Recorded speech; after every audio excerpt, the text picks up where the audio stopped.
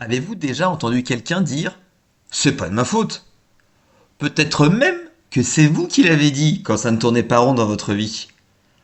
Devant un obstacle, il arrive qu'on rejette la faute sur l'autre et pas sur soi. Qui est le responsable alors? Le livre de la Genèse dans la Bible nous apporte un exemple édifiant. Dieu dit à Adam: Est-ce que tu as mangé du fruit de l'arbre dont je t'avais interdit de manger?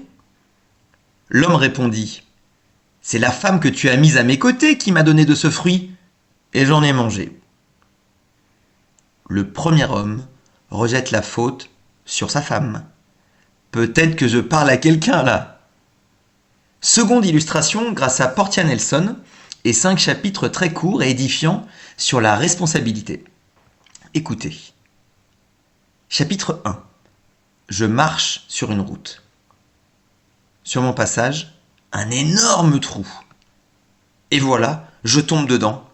Je suis perdu. Personne pour me secourir. Ce n'est pas de ma faute.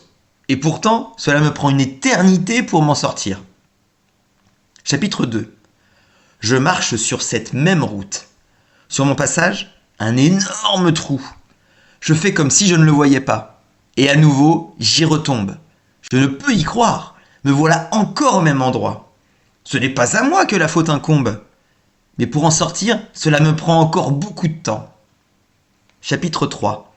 Je marche sur cette même route. Sur mon passage, un énorme trou. Je vois bien qu'il est présent. Cela devient une habitude. Je tombe encore dedans. Cependant, mes yeux s'ouvrent à cet instant. Je sais où je suis. Je vois où est ma faute. J'arrive à sortir immédiatement. Chapitre 4. Je marche sur cette même route.